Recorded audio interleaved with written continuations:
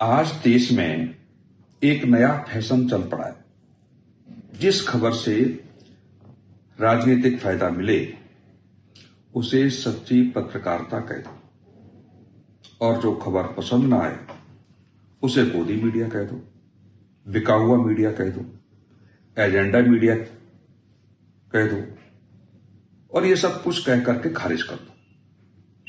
सवाल यह है कि क्या मीडिया रातों रात बदल गया है या फिर राजनीति ने मीडिया को अपने हितों के हिसाब से इस्तेमाल करने का नया तरीका खोज लिया है। सच्चाई यह है कि आज कुछ विपक्षी राजनीतिक दल मीडिया के खिलाफ एक सुनियोजित नैरेटिव चला रहे हैं।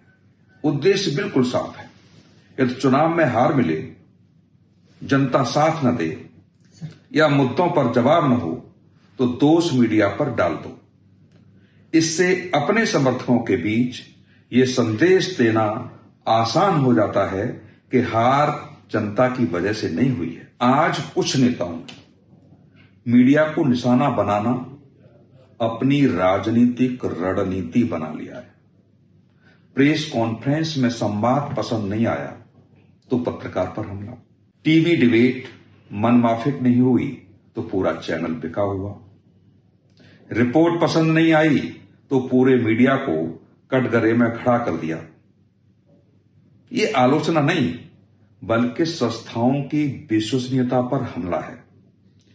अगर कोई चैनल सरकार की किसी योजना की तारीफ कर दे तो उसे गोदी मीडिया कहा जाता है, लेकिन वही चैनल सरकार की आलोचना करे तो उस खबर को अपने सोशल मीडिया हैंडल पर सबसे पहले लोग साझा करते हैं।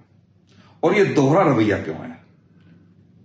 क्या पत्रकारिता का पैमाना खबर होगी या राजनीतिक सुविधा होगी?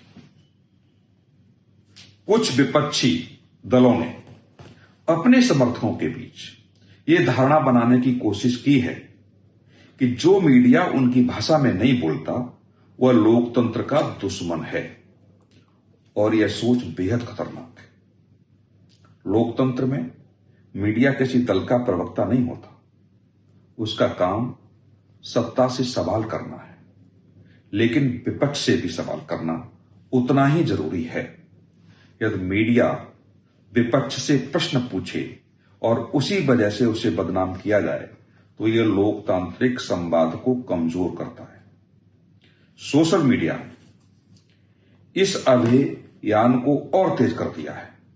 हजारों फर्जी पोस्ट, कटे छटे वीडियो और बिना प्रमाण के आरोपों के जरिए पूरी मीडिया जगत को बदनाम करने की कोशिश की जाती है। कुछ सेकंड में किसी पत्रकार को दलाल, एजेंट या बिकाऊ घोषित कर दिया जाता है। बिना किसी तथ्य के ऐसे आरोप केवल व्यक्ति पर नहीं बल्कि लोकतांत्रिक संस्थाओं पर असर डालते हैं। इसका मतलब बिल्कुल नहीं कि मीडिया से कभी गलती नहीं होती। मीडिया भी इंसानों द्वारा संचालित संस्था है। कहीं तथ्यात्मक त्रुटि हो सकती है, कहीं संतुलन की कमी हो सकती है। ऐसी स्थिति में तथ्य आधारित आलोचना आवश्यक है, लेकिन कुछ घटनाओं के आधार पर पूरे मीडिया को कटघरे में खड़ा कर देना बिल्कुल भी उचित नहीं है। आलोचना और बदनाम करने के अभियान में फर्क होता है। आज जरूरत इस बात की है कि मीडिया को राजनीतिक खेमों में बांटना बंद किया जाए। पत्रकारिता का धर्म न सत्ता की चापलूसी है और न विपक्ष की वकालत। उसका धर्म है तथ्य सत्यापन और जनहित। यदि कोई मीडिया संस्थान सरकार की अच्छी नीति की सराहना करता है तो इसका अर्थ बिल्कुल नहीं है कि उसने अपनी स्वतंत्रता खो दी। उसी तरह यदि वह सरकार या विपक्ष से कठिन सवाल पूछता है तो यह भी लोकतंत्र का स्वाभाविक हिस्सा है। एडिटर्स क्लब ऑफ इंडिया का बिल्कुल स्पष्ट मत है कि लोकतंत्र में मीडिया को डराकर, गाली देकर या बदनाम करके लोकतंत्र मजबूत नहीं हो सकता। यदि किसी रिपोर्ट से असहमति है तो उसका जवाब तथ्यों से दीजिए, आरोपों और अभियानों से नहीं। संस्थानों में विश्वास कमजोर करना किसी भी लोकतंत्र के लिए बिल्कुल अच्छा संकेत नहीं। देश के नागरिकों को समझना होगा कि हर खबर को राजनीतिक चश्मे से देखने की आदत लोकतंत्र को नुकसान पहुंचाती है। मीडिया का मूल्यांकन तथ्यों, प्रमाणों और पेशेवर मानकों के आधार पर होना चाहिए, न कि इस आधार पर कि खबर किसी राजनीतिक दल के पक्ष या विपक्ष में दिखाई देती है।